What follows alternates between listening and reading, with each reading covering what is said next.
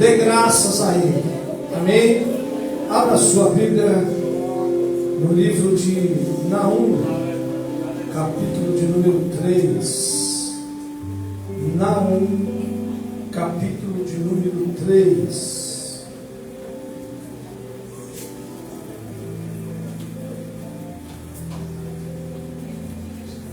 Naum fica antes de Mateus. Você vai voltando ali, bem devagarzinho, Malaquias, você vai pegar os livros menores, e você vai achar ele. Não. Amém? Capítulo de número 3, e o verso de número 14. Se você quiser grifar esse versículo, grife. Se você tem aí no seu celular a Bíblia, clica em cima dele, vai aparecer uma barrinha embaixo assim, com cores. Escolha uma cor, põe esse versículo aí, decora ele, decora. Durante a semana, leia ele. Algum tempo você vai precisar disso aqui. Isso aqui vai fazer parte da nossa vida todos os dias. Até você descer essa escritura, você vai precisar disso aqui. E tem muita gente esquecendo isso aqui. Vamos ler? Que diz assim, ó: tira a água para o tempo do cerco, reforça as tuas fortalezas, entra no lodo, pisa o barro, pega na forma para os tijolos, o fogo ali te consumirá, a espada te exterminará, consumiu-te-á como a locusta, multiplica-te como a locusta, multiplica-te como os gafanhotos. O que é tirar a água para o tempo do cerco? Quem pode me explicar? Não, assim, a senhora sabe o que é isso? Reserva. Jovens, tira a água para o tempo do cerco. Alguns anos atrás, irmãos, quando a gente tinha os poços, quando a gente não tinha água encanada, vira e mexe, você ia na casa dos irmãos, sabe o que você encontrava? Latas e latas de água. É ou não é, irmãos? Os irmãos mais velhos aqui. Reserva. Aí veio a água encanada, o que a gente fez? Tem uma caixa de 1000 litros lá e a gente está sossegado, pode gastar à vontade. Ninguém mais faz reserva. Recentemente, o governo, não está chovendo, a água está baixando e a gente vai ter que fazer racionamento de água. É o que ele está querendo dizer. Tira a água para o tempo do cerco. O cerco é o dia que o inimigo vai dar sobre a nossa vida. Você não sabe o dia em que você vai passar por uma prova, né, meu irmão? Você imaginava? Nunca você imaginava, né? Tira a água para o tempo do cerco. É o que nós acabamos de fazer. Receber a graça de Deus. O céu abrir e Deus falou: eu tenho que visitar aquele povo. Eu tenho que curar alguém. Eu tenho que libertar alguém. Eu tenho que encher alguém da minha graça. Tira a água para o tempo do cerco. Reforça as fortalezas. Aqui ele está falando de alicerces. Shopping Interlagos. Os mais velhos aqui, lembra quando o shopping foi criado? Era só aquele piso de cima. Não tinha estacionamento embaixo, não tinha loja do segundo andar embaixo, não tinha nada. Era só em cima. O Carrefour era a maior loja. O que eles fizeram? Vocês podem ver que quando vocês entram no shopping Interlagos por baixo, vocês vão ver uma coluna grande e uma coluna com um negócio bem grandão no meio dela assim, e para baixo segue. Eles reforçaram a coluna, igual essa coluna aí, ó. Reforçaram para baixo, cavaram debaixo do shopping e fizeram um segundo andar subterrâneo. Reforça as suas fortalezas. Não está orando, passa a orar. Está orando, passa a jejuar. Se já está orando e jejuar, passa a orar de madrugada. Passa a ler a Bíblia. Passa a fazer campanha. Entra uma campanha, sai a outra. Eu estou aí. Eu estou reforçando as minhas fortalezas. Porque eu não sei o dia do cerco. Eu não sei o dia em que o problema vai entrar na minha vida. E eu vou precisar de reserva. E eu tenho visto alguém, eu tenho acompanhado alguém aqui que está passando por um cerco. Esses dias eu mostrei a foto aqui para algumas pessoas de uma irmã. E a minha surpresa, muita gente falou: não conheço. E ela do meu lado: não conheço, quem é? Eu falei: é ela. milagre de Deus ali no frango. Vocês sabem do que ela passou. O tempo do cerco veio, não veio, pastor?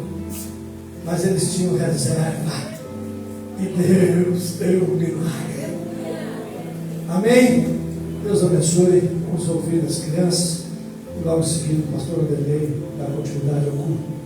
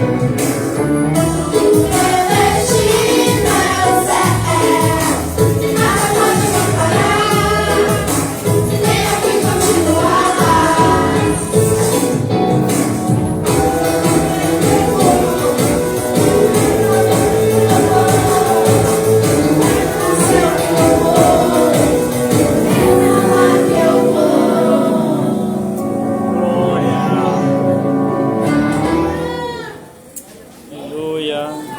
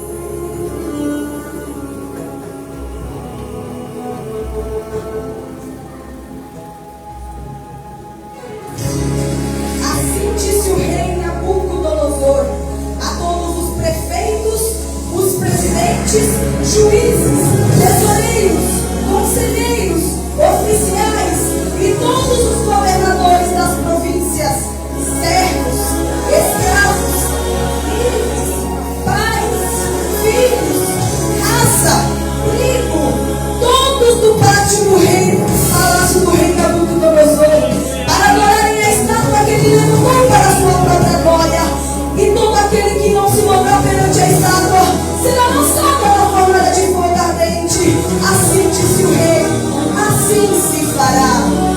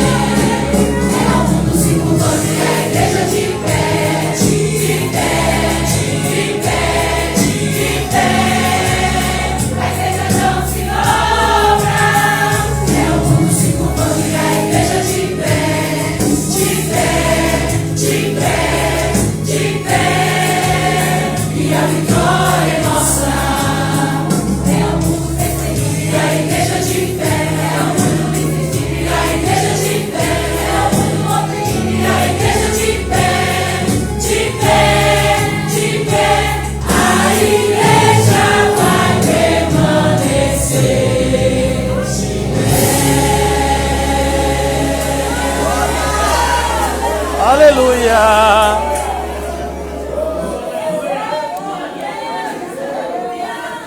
Glórias a Deus. Lembrando que a igreja não paz do Senhor Jesus. Glórias a Deus. A igreja está de pé aqui nessa noite. Aleluia! Vamos ouvir também nossos jovens. Logo após os jovens, nós vamos isso para a oportunidade de uma salvação. Amém? Amém.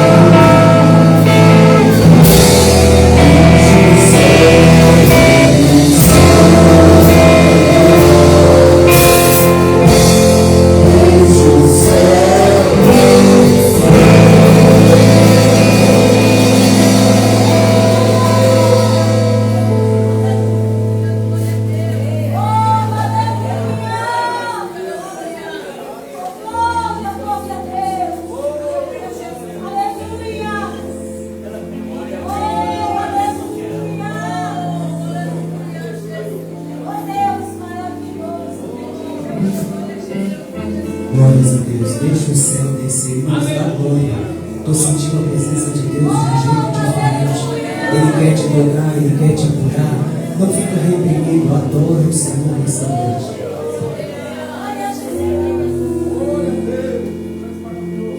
Saúde, a amada igreja, com a paz do Senhor Jesus. Nós já vimos o céu descer nessa noite. Quantos pode dizer glória a Deus? Aleluia. É gratificante o cristão se sentir em casa. É gratificante quando nós estamos na casa do Senhor, porque aqui há alimento para a minha e para a tua alma nessa noite. Né? O mundo pode estar perturbado, mas aqui nessa casa tem providência do Senhor para a sua vida. Glória a Deus. Não deixa o céu descer, mas enquanto o céu desce, você tem que ficar de pé. Você não pode se curvar de maneira nenhuma, porque você tem algo especial. É algo que o Senhor vem falar para a sua igreja nessa noite, já tem falado. E nós iremos ler aqui em Apocalipse, capítulo 3, rapidinho, irmãos, versículo 8 em diante. Uma palavra que Deus tem colocado no meu coração nesses últimos dias. E eu falei, se o Senhor me dá a oportunidade, eu vou voltar a ler ela na igreja, porque ela é importante. Ela serve para os dias de hoje, um dia que nós devemos guardar aquilo que nós temos. Amém? Apocalipse capítulo 3, versículo 8 em diante, que diz assim: Igreja de Americanópolis 1, eu sei as tuas obras, e eis que adiante de ti eu pus uma porta aberta, e ninguém a pode fechar. Tendo pouca força, guardaste a minha palavra e não negaste o meu nome. O 10. Como guardaste a palavra da minha paciência, também eu te guardarei na hora da tentação que há de vir sobre o mundo, para tentar os que habitam na terra. Eis que eu venho sem demora. Guarda o que tens, para que ninguém tome a tua coroa. Glória a Deus. O Senhor tem falado: eis que eu venho sem demora. Possa ser que acabando o culto, nós não sabemos como vai estar o mundo aí fora, nós não sabemos como vai ser a perseguição, nós não sabemos como vai ser a nossa vida, mas o importante é que nós nunca esquecemos daquilo que o Senhor tem prometido para a sua igreja. No momento que Ele fala, as portas do inferno não vão prevalecer sobre essa igreja. As portas do inferno não vão prevalecer sobre os jovens. A porta do inferno não vai prevalecer sobre as crianças. As portas do inferno não vão prevalecer sobre as irmãs, sobre os obreiros da casa do Senhor, porque a promessa é do Senhor. Ele prometeu que nos vai dar uma porta aberta. E o que nós devemos fazer é guardar. Guarda aquilo que você tem nessa noite, aquilo que o Senhor tem colocado no teu coração.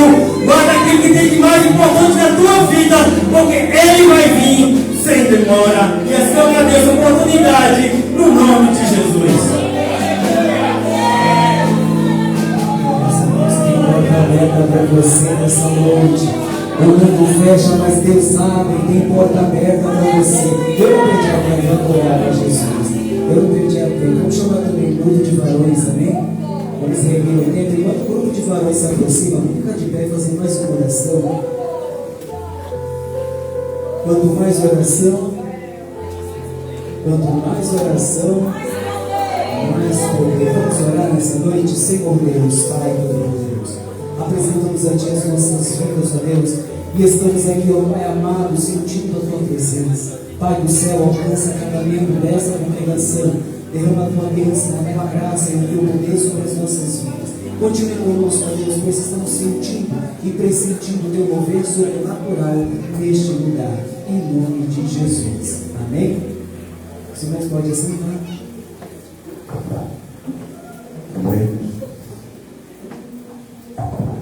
Grupo de varões, guerreiro em missa, da amada igreja, que a paz do Senhor. Está quente, né, irmão? Dá para dar um glória mais forte. Amém? Grupo de varões, só da amada igreja, que a paz do Senhor. Amém. Hoje passamos o dia hoje na expectativa que o final das apurações, creio que quase todo o povo evangélico estão pedindo a Deus pelo presidente Jair Messias Bolsonaro. sempre apuração das urnas. E a notícia veio depois que o nosso presidente é o presidente Luiz Inácio Lula da Silva. Bem? Vamos orar mais ainda, que grande vai ser a afronta de Satanás, mas eu creio que se nós permanecemos orando, clamando pelo povo de Deus, Deus tem poder de fazer grande obra nesse país. Amém? E nós continuamos orando por nosso presidente novo, Lula. Nós somos diferentes, nós vamos fazer diferente. Amém?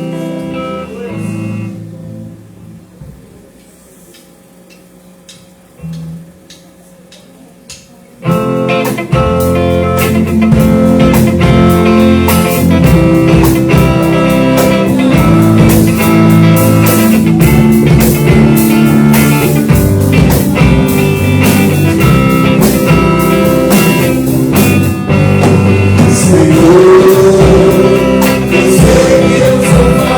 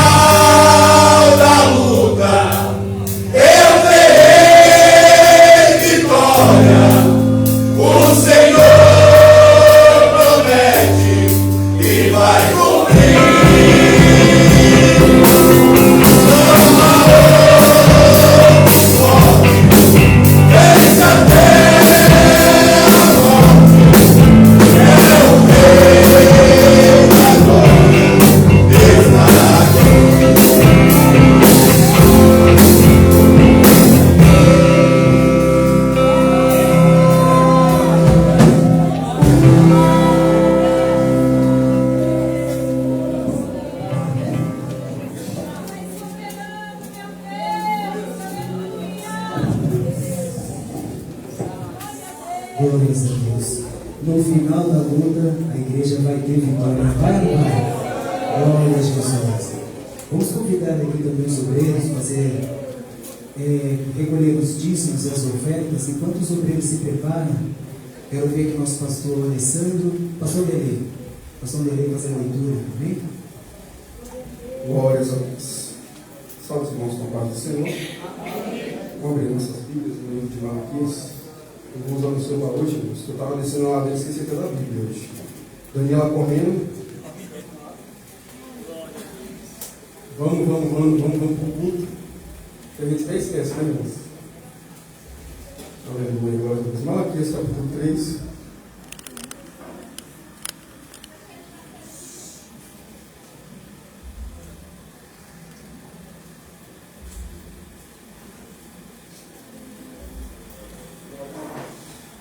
O verso 10 que diz: trazei todos os dízimos à casa do tesouro, para que haja mantimento na minha casa, e depois fazei prova de mim, diz o Senhor dos Exércitos. Se eu não vos abrir as janelas do céu, e não derramar sobre vós uma bênção tal, que dela vos advenha a maior abastança. E por causa de vós, mais uma vez vou dizer, e por causa de vós, repreenderei o devorador, para que não vos consuma o fruto da terra, e a vide no campo não vos será estéril, diz o Senhor dos Exércitos. E todas as nações vos chamarão bem-aventurados, porque vós sereis uma terra deleitosa, diz o Senhor dos Exércitos. Então você é uma nação bem-aventurada. Que Deus abençoe o teu celeiro, a tua casa, e aonde você colocar a tua mão, seja abençoado. Que nesta noite você estenda as suas mãos sobre a tua oferta e diga: Senhor, está aqui a minha oferta esta noite, é para ti, é para a tua obra. Deus vai fazer diferente na tua vida. Se você não tem, estenda a sua mão e diga: Senhor, eu quero ofertar mais na tua casa, na tua obra. Deus vai abrir a porta de emprego para você. Amém? Você acredita? Então ora comigo, soberano Deus, eterno Pai, Deus amado, Deus querido. Abençoa o teu povo na tua casa, os dizimistas, ofertantes. Que o Senhor venha dar uma bênção recalcada, sacudida, transbordante no nome de Jesus. Deus amado, Deus querido, abençoa, Senhor, abrindo as portas de emprego, o celeiro, a família, a casa, o negócio dele e dela. No nome de Jesus, abençoa. No nome de Jesus eu te agradeço. Amém. Irmã Érica. Glórias a Deus.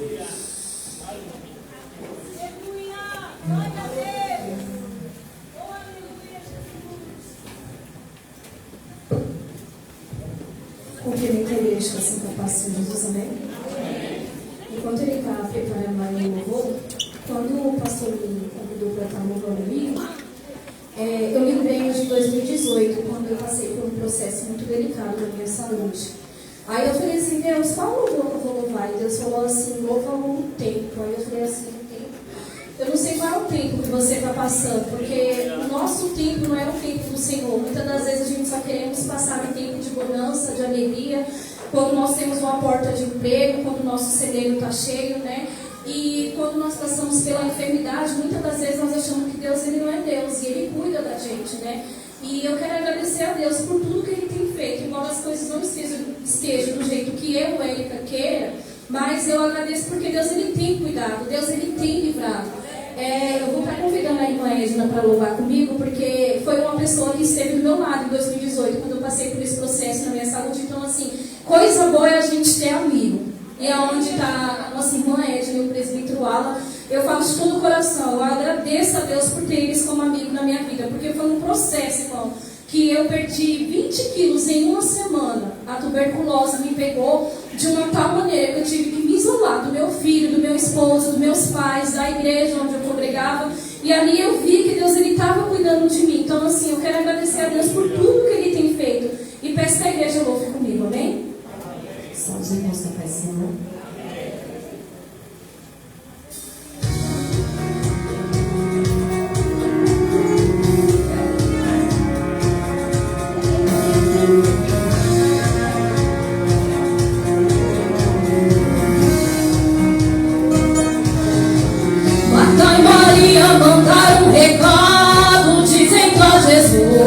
Lázaro adoeceu, o teu amigo amigo a quem tanto amas, preciso urgentemente de um socorro seu. Porém Jesus disse ao mensageiro: vai você primeiro, depois chego lá. Enquanto isso, Marta e Maria esperando e nada de Jesus chegar. E de repente houve um alvoroço, as duas chorando a se lamentar, pois o infortúnio aconteceu, Lázaro morreu e nada de Jesus chegar. Todos chorando e Jesus não chega, embalsamando e Jesus não chega, pois as alturas de Jesus não chega, pois no Recife Jesus não chega, vai no cortejo e Jesus não chega, pois no sepulcro e Jesus não chega, a despedida e Jesus não chega, você não pedra e Jesus não chega, só por 4 dias de dor e agonia é que Jesus resolve chegar no lugar. Porém Marta e Maria, sem entender, dizia: se não tivesse aqui ele não morreria. Mas Jesus disse: Marta, com sua voz tão calma, o teu irmão hoje vai ressuscitar. Pois o milagre eu opero é quando eu quero. Remove a pedra, pois hoje vou operar. Eu vou chegar no tempo, não é como você pensou, é no meu tempo. Mas quando eu chegar eu vou soltar o feito, eu vou fazer o impossível acontecer. A minha glória tu vais ver, eu vou fazer milagre. Eu vou chegar e acalmar a tempestade, vou restaurar, ressuscitar então à tarde. Fica tranquilo, filho, ninguém vai morrer, pois eu sou vida pra você. Oi, filho, tem um segredo pra você ter a vitória. Remove a pedra da incredulidade agora, pois o milagre entre os teus vou operar. Remove a pedra que eu curo, eu saro, liberto, trabalho, dou vida, restauro, controlo, acalmo, eu entro na guerra, eu sou livramento, eu tiro o embaraço e quebra ontem como laço. Não tem problema, meu filho, eu sou a saída, e como resposta te digo: eu sou vida, creia tão somente, eu sou o que sou. Não tem problema, meu filho, eu sou a saída, e como resposta te digo: eu sou vida, creia tão somente, eu sou o que sou.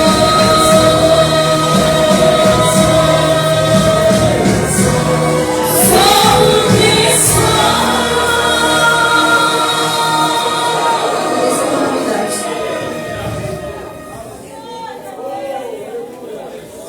Glória a Deus. Queridos, vou ficar de pé. Hoje eu estou com fome de ouvir palavra, né? Então, vamos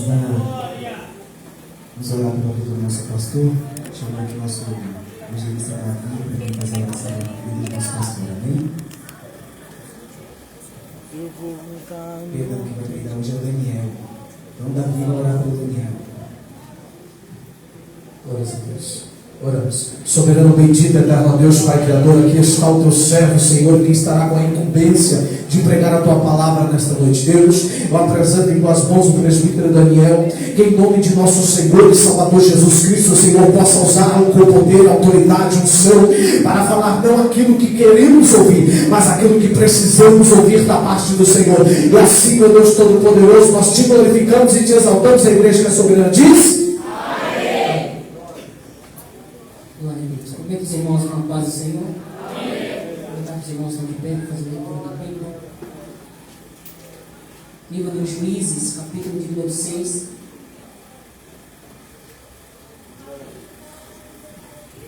Glória a Deus.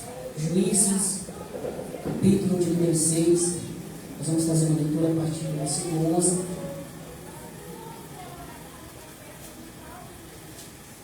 Glória a Deus. Quem achou, diga amém. Vamos ler a palavra do Senhor nesta noite. Então veio o anjo do Senhor e assentou-se debaixo do carvalho que está em Ofra, que pertencia a Joás, a Biesrita. Gideão, seu filho, estava malhando trigo no lagar, para o pôr a salvo dos midianitas. Então o anjo do Senhor lhe apareceu e lhe disse: o Senhor é contigo, homem valente. Tem tradução que fala varão valoroso.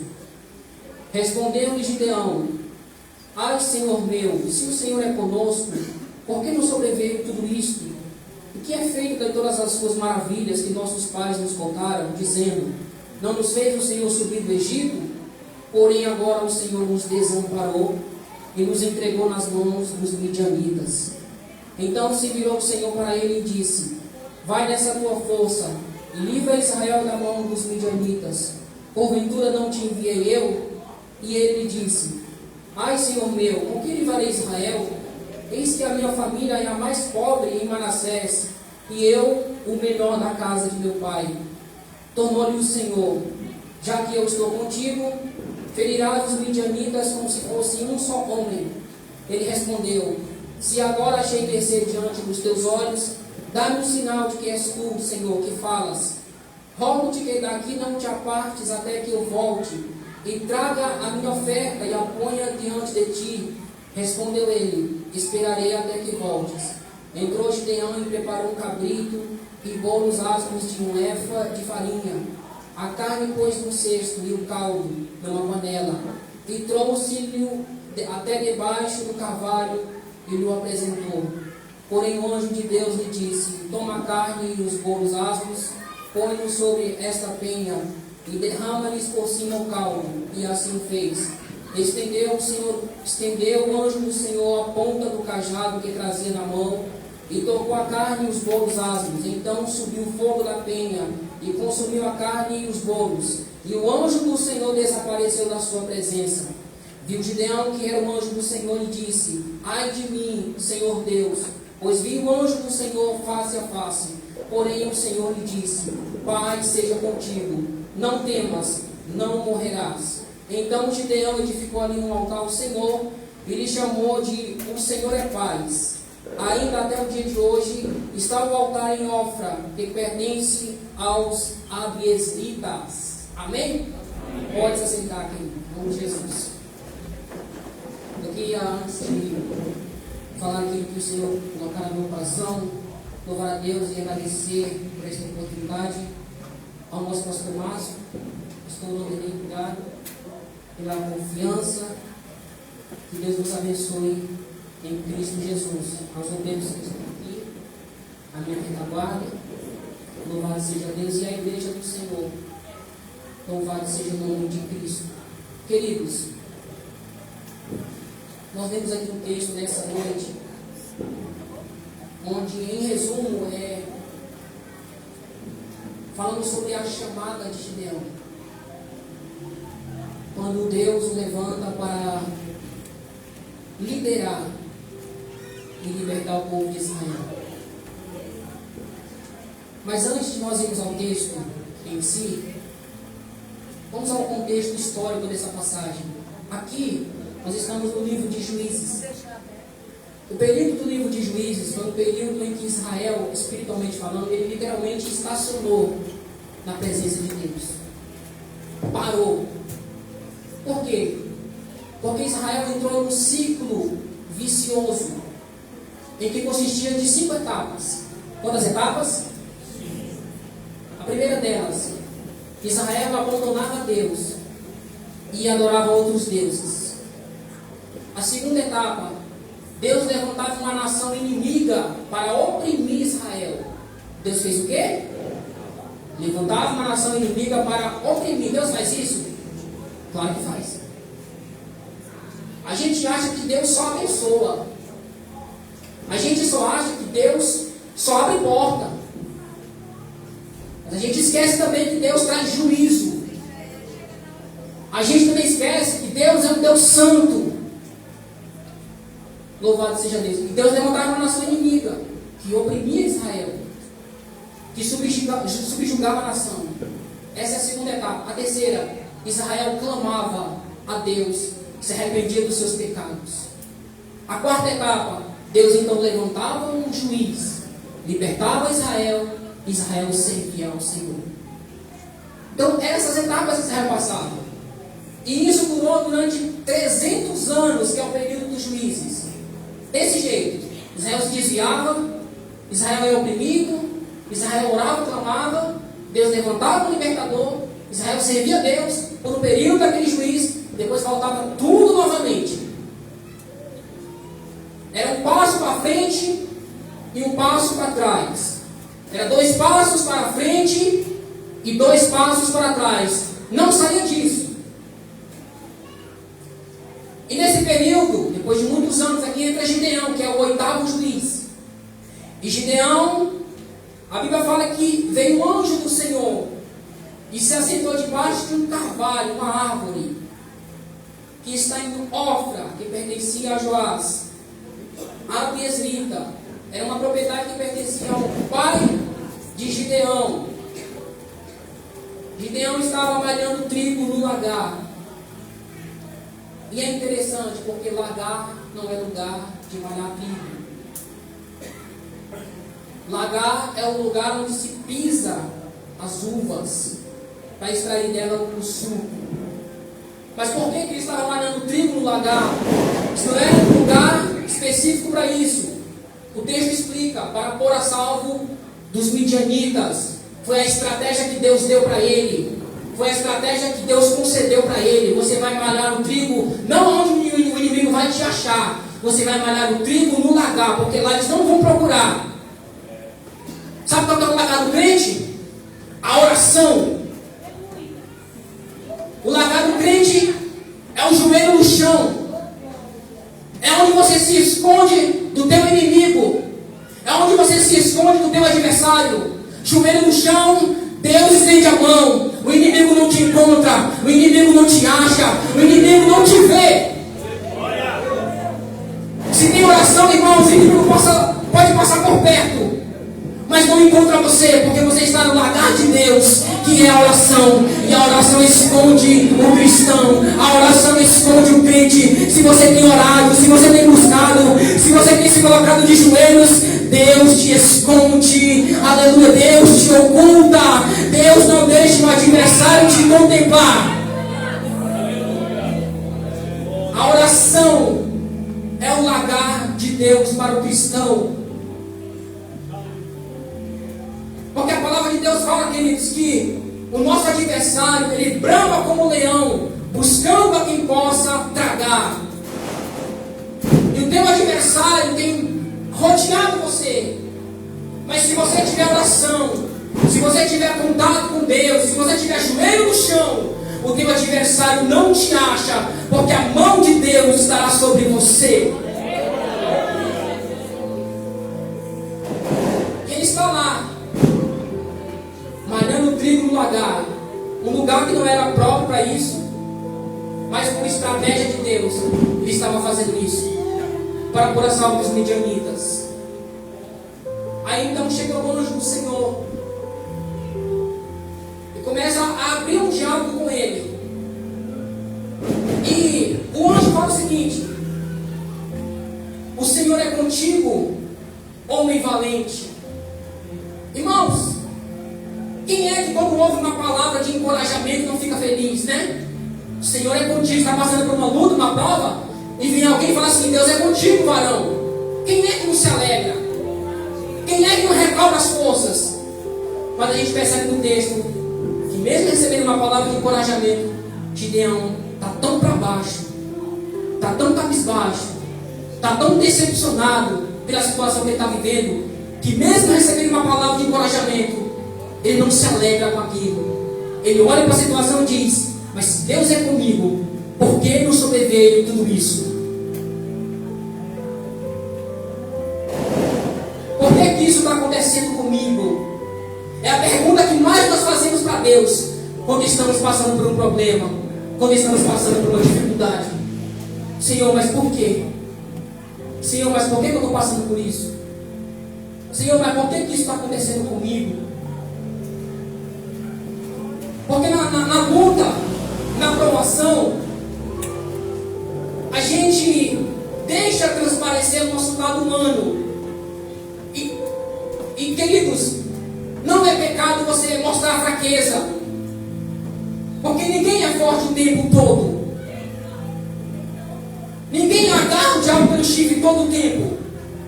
Todo tempo a gente é forte, todo tempo a gente mostra coragem, todo tempo a gente mostra fortaleza. Não, vai ter um momento em que a gente vai pensar em desistir. Como Elias, eu gosto muito de citar Elias, porque Elias, ele está fugindo de uma mulher, ele está se escondendo para não ser morto, e ele faz a oração: Senhor, me mata, porque eu não sou melhor do que os meus pais. Literalmente ele está dizendo: eu não aguento mais, tira a minha vida, eu não aguento mais essa situação, acaba com o meu ministério agora. Mas Deus é paciente como Elias, e Deus chega para ele e diz: Elias, eu sei o que você está passando, eu sei que você está decepcionado, porque lá no Carmelo você fez o sacrifício e você achava que o povo ia se converter e não se converteu coisa nenhuma. Mas Elias, calma, a obra não terminou, Elias. Você nem vai morrer. É interessante porque a oração que ele faz, ele nem morre, porque o Deus translada ele. E a Bíblia vai dizer, irmãos, que ele está ali pensando em jogar tudo para o alto. E Deus fala com ele: calma, eu sei do que você precisa. Você está aí com fome. Aí um anjo cozinha um pão e dá para ele. Deus é tão paciente conosco. Porque a gente fala tanta coisa para Deus, a gente pensa tanta coisa para Deus, e Deus fala assim: não, eu entendo você, eu sei. E Gideão está tão envolvido com a situação aqui, irmãos, que ele, quando ele recebe uma palavra de encorajamento do anjo do Senhor, do próprio Deus, ele não se alegra, ele não se fortalece, ele não se regozija. Ele está tão envolvido com a situação, porque nenhuma palavra de ânimo consegue levantar ele. O Senhor é contigo. E talvez você tenha pensado que Deus não é com você, mas Deus fala para você nessa noite: eu sou contigo nesta peleja. Eu sou contigo nessa luta. Eu sou contigo nessa situação. Eu sou contigo nesse barco que não vai naufragar. Está balançando para lá e para cá, mas não vai afundar. Por quê? Porque eu sou teu Deus. Eu estou contigo. Deus é como você. Parece que a situação diz não, mas o que eu estou vivendo não diz que Deus é comigo. Mas Ele é. Se Ele diz que Ele é com você, Ele é com você. E às vezes nós acreditamos mais no que nós vivemos do que na palavra de Deus. Se a palavra de Deus diz, irmãos, que Deus é contigo, Ele é contigo, e pronto, e acabou. A situação tem um tempo determinado para terminar. Aleluia, o choro não vai durar para sempre, não, porque a palavra de Deus fala que o choro só dura uma noite, mas a alegria ela vem pela manhã.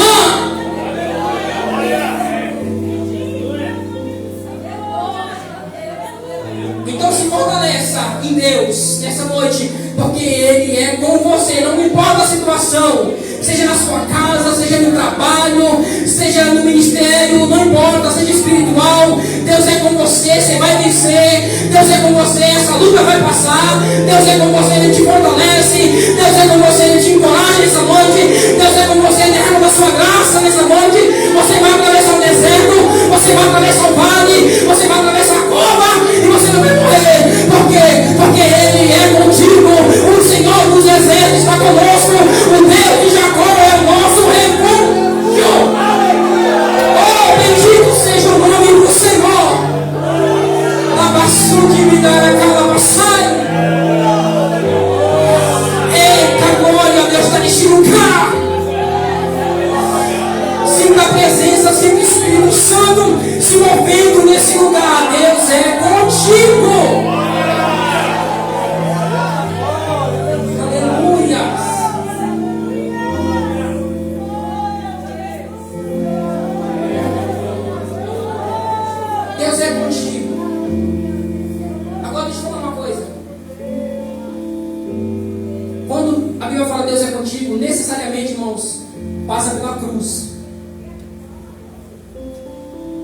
passa pela cruz. Porque Deus não é com ímpio. Deus só é com justo. E a Bíblia fala que nós já fomos justificados pelo sangue de Jesus. Para Deus ser com você, você tem que passar pela cruz. Você tem que confessar Cristo como teu Salvador. Você tem que se arrepender e crer no Salvador Jesus. Aí sim Deus é contigo. Porque a Bíblia fala, irmãos, que todos aqueles que não estão em Cristo permanecem sobre ele a ira de Deus. João Batista, quando pregava, ele viu os fariseus vindo até ele e dizia o seguinte: olha, quem vos induziu a fugir da ira vindoura? Tem uma ira vindo aí, irmão. E se você não se abrigar em Cristo, ela vai cair sobre você. Então, quando a Bíblia fala, o Senhor é contigo, passa pela cruz, passa pelo arrependimento, passa por confessar Cristo como nosso Senhor e Salvador. Aí sim Deus é contigo. Até porque, irmãos, o nome dele é Emanuel, que traduzido quer dizer Deus conosco.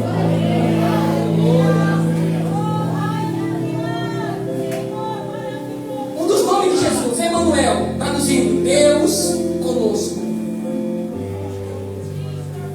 Porque o que nos afasta de Deus é o nosso pecado. Mas isso já foi resolvido. Porque Cristo pagou o preço pelos nossos pecados. Carregou os nossos pecados lá na cruz. Pronto. Agora sim, Deus é conosco. Deus é com você nessa noite. Mas se você não passar pela cruz, permanece sobre você a ira do Todo-Poderoso. Isso é sério, Deus. Disso depende do Evangelho. Da cruz. De Jesus. Do Cristo. Porque Ele não é apenas a nossa esperança, Ele é a única coisa que nós temos. Ele é a única coisa que nós temos que nos apegar. Ele é a única coisa que nós temos para nos agarrarmos com todas as forças, para que nós possamos, naquele grande dia, quando a trompeta tocar, nós pertencemos ao número dos eleitos, daqueles que subirão para a glória.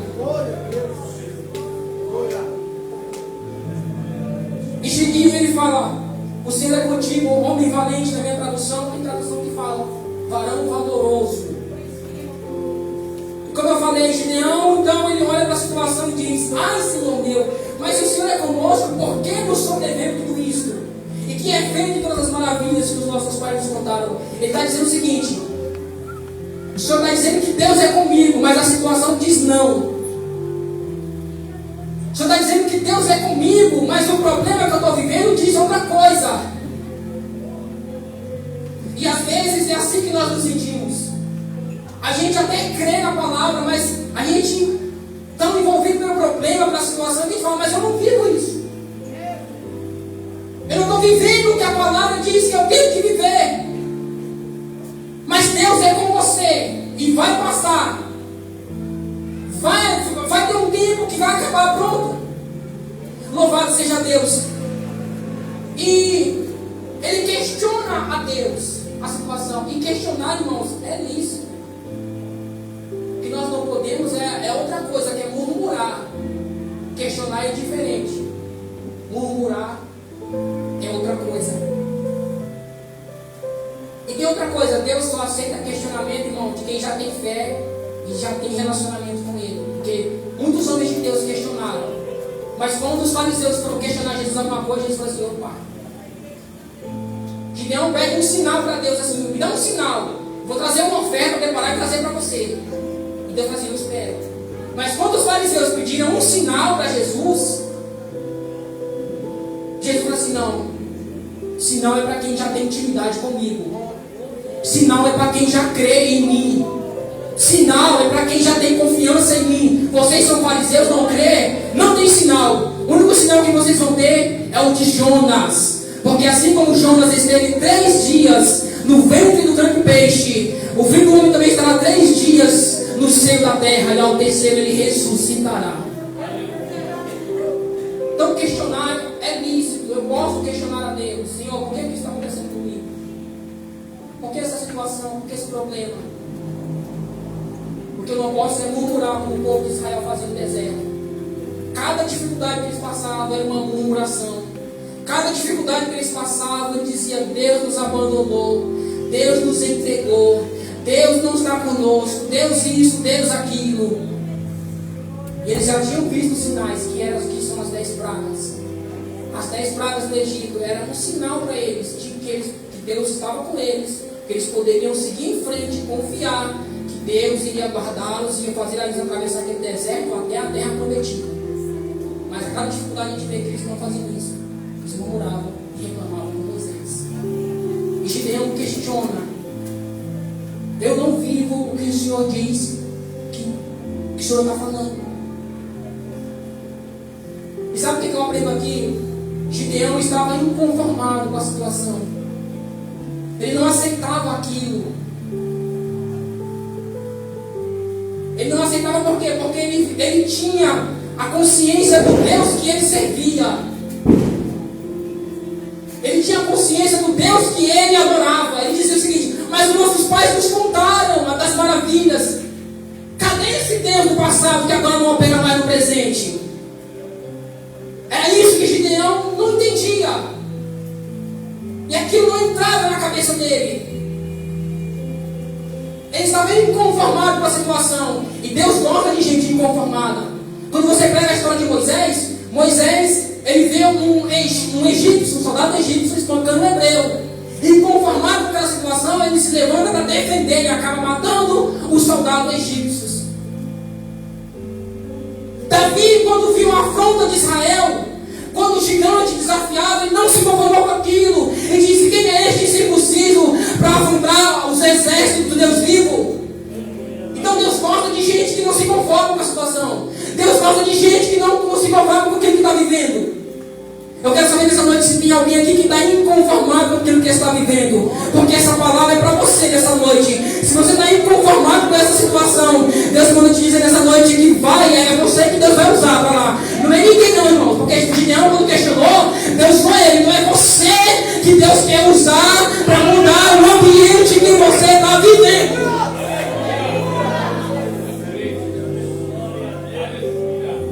Então Deus gosta de gente inconformada com a situação. A minha casa está uma bagunça. É problema acima de problema. Então é você que vai resolver. É você que vai lá, que Deus vai usar. O meu trabalho é problema. É o chefe que não me deixa em paz. Então é você que Deus vai usar para mudar aquele ambiente daquele lugar. Porque já que você está inconformado com a situação, irmãos, a gente tem que aguentar. Porque Deus gosta dos ousados, né, pastor? Gente ousada, mas para ter ousadia na presença de Deus, também tem que aguentar o que Deus vai falar. Eu vou citar mais um exemplo. Pedro, lembra de Pedro? Quando estava na tempestade, ele foi o mais ousado dos discípulos. Se é o Senhor, manda me ter contigo sobre as águas. E Jesus disse: não vem. Já que você é o mais ousado de todos, e perguntou e questionou, então vem. Irmão, Jesus poderia ter pegado um sermão inteiro para Pedro ali. Pedro, sou eu, aquele que é a luz do mundo, aquele que é o bom pastor. Aí você falou: só vem. E Pedro foi. Então nós temos que ter coragem para questionar Deus, mas também para responder o chamado dele quando ele disser: faça isso, você fazer. Porque através das instruções de Deus que a situação vai mudar na sua casa, na sua família, no seu trabalho, a sua situação espiritual, seu ministério, tudo, em todas as áreas. Aonde tivermos um problema, uma luta, uma dificuldade, Deus usa o que nós falarmos, os nossos questionamentos, para dizer: é você que eu vou usar para mudar a situação. Então, Deus então fala para Gideão: já que você está inconformado, é você mesmo. Porque os inconformados que eu quero são aqueles que não aceitam perder para o inimigo, porque era isso que estava acontecendo em Israel. Aqueles que não aceitam perder para o adversário são esses que eu quero no meu campo de batalha. São aqueles que não aceitam que o adversário governe e reine. São aqueles que eu quero para servir no meu meu exército espiritual. Então Gideão, Senhor, mas eu não posso ir.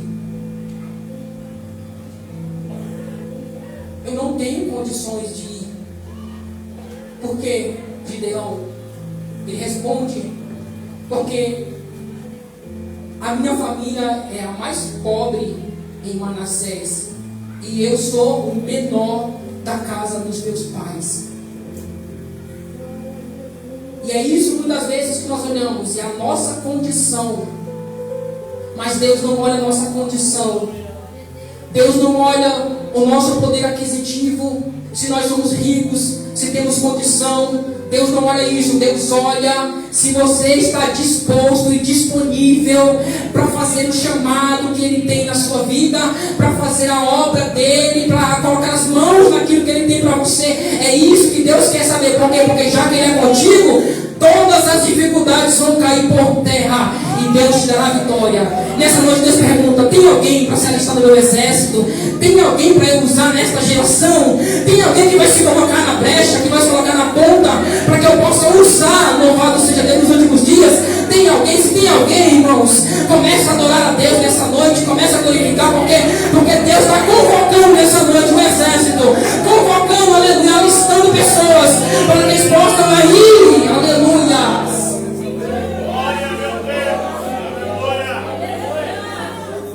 Mas eu não posso.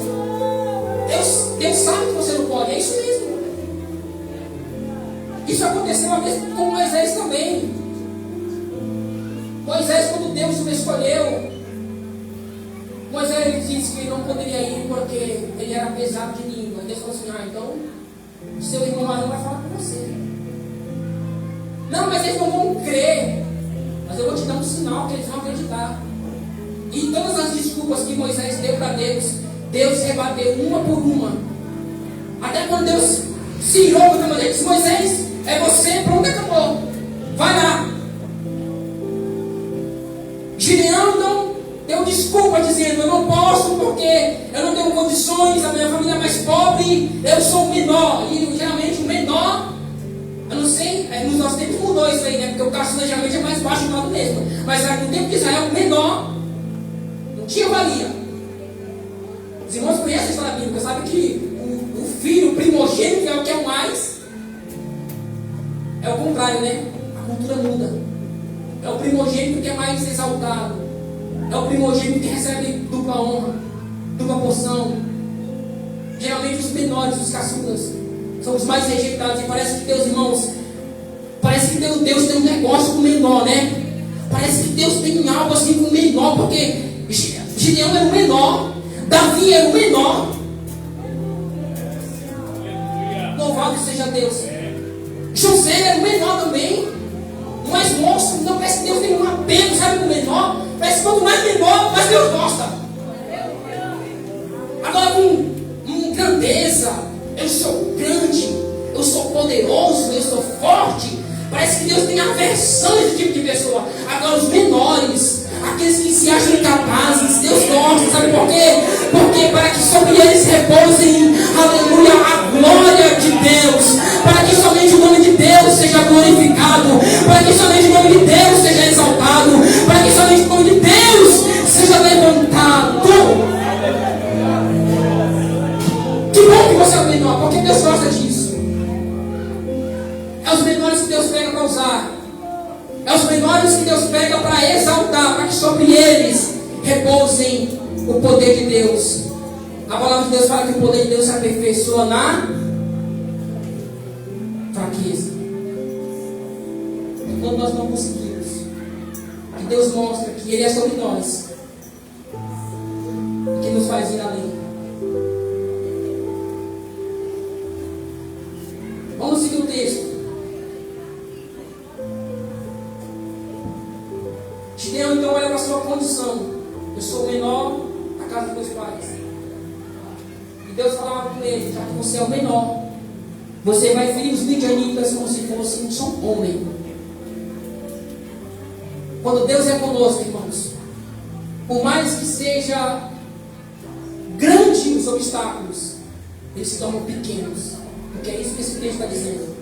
Você, já que eu sou com você, vai vir um exército de midianitas, mas você vai destruir eles como se fosse um homem só. Quando Deus é conosco, Deus em um, irmãos, é maioria. Deus em um é maioria. Não importa o tamanho da dificuldade, elas se reduzem, porque Deus é conosco. Porque Deus está do nosso lado. A situação pode ser grande para você, mas com Deus vai se tornar pequeno. E você vai passar e atravessar esta situação em nome de Jesus. Depois desse diálogo, já vou encerrar. O anjo do Senhor, o Gideão, então falou assim: já que o Senhor comigo, eu quero um sinal.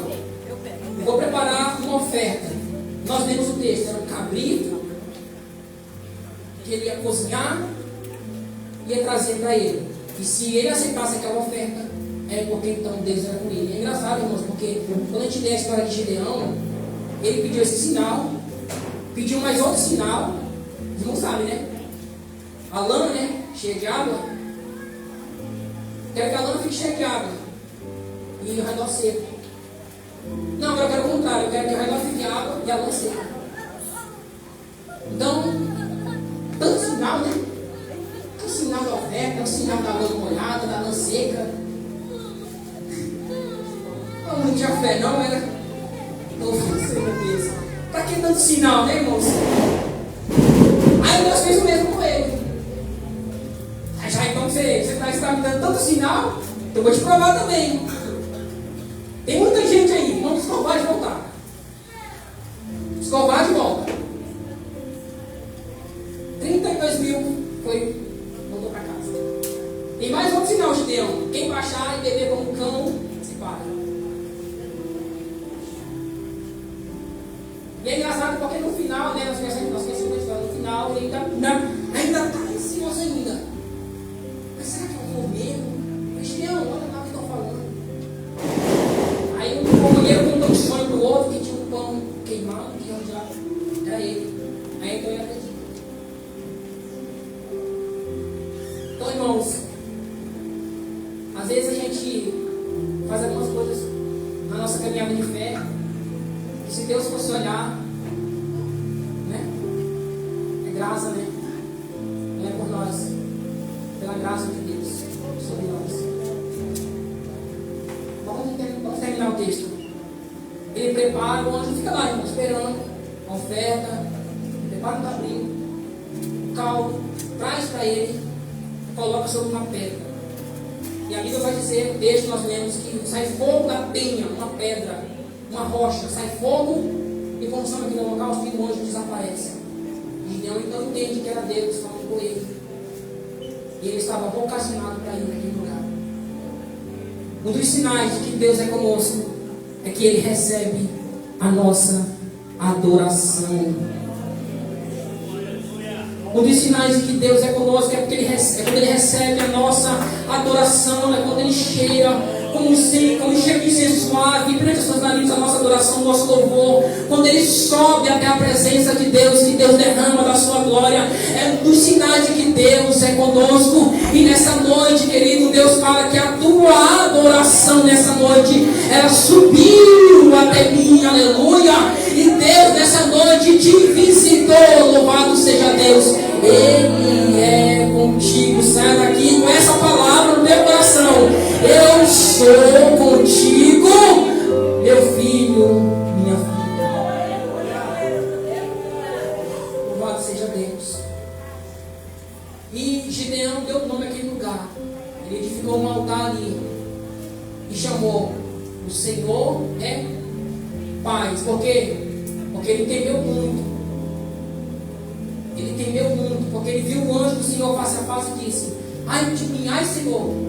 Ele fez igual Isaías, quando entrou na presença de Deus, quando os céus se abriram sobre Isaías, que Isaías viu a glória de Deus, aquela revelação, aquela visão que ele teve.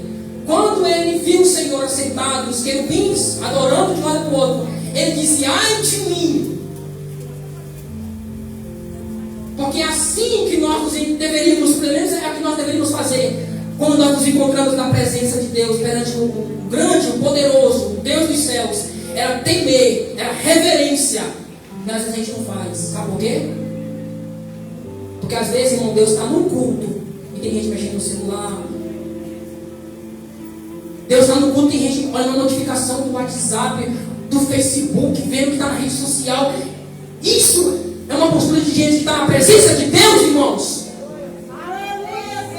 A presença de Deus, irmão, traz reverência, temor, zelo. E é por isso que nós estamos numa geração corrompida. O pecado tem entrado na igreja. Por quê? Porque falta temor, reverência. Porque no culto, irmão, Deus se faz presente. Você está preocupado com a sua rede social.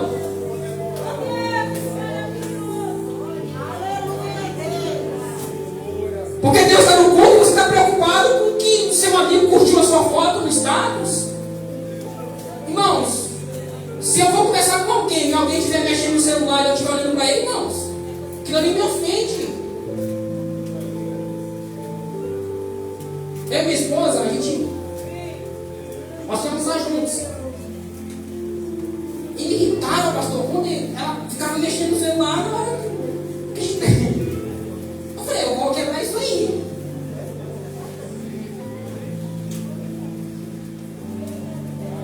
Se eu, que sou homem, não gosto quando alguém está conversando comigo, não me dá atenção, que dirá Deus no culto. Você gosta, irmão? Quando você está conversando com alguém, alguém fica lá.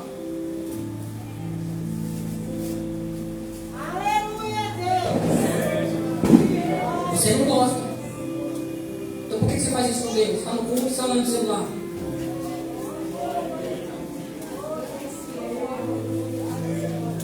Vou encerrar. Deus aceitou a adoração. Deus aceitou o louvor.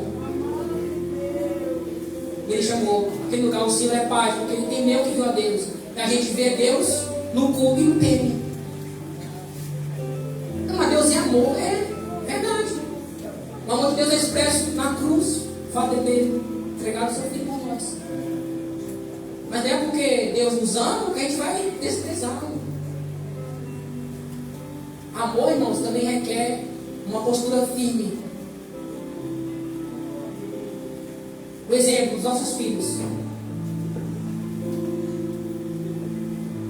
Você ama o seu filho, mas se o seu filho for atravessar uma corrente, você vai deixar? Ele atravessar uma corrente, você não vai ficar na mão dele? A minha faz isso direto. Eu vou arrancar o braço dela até aqui, você vai atropelar dele. Deus é assim também. Ele te ama, mas ele também. Calma, você vai em um lugar que não é para você ir. Disciplina também é sinal de amor. Disciplina também é sinal de que Deus cuida. Não é só libertação, não é só livramento, não é só bênção. O amor de Deus também é expresso na disciplina.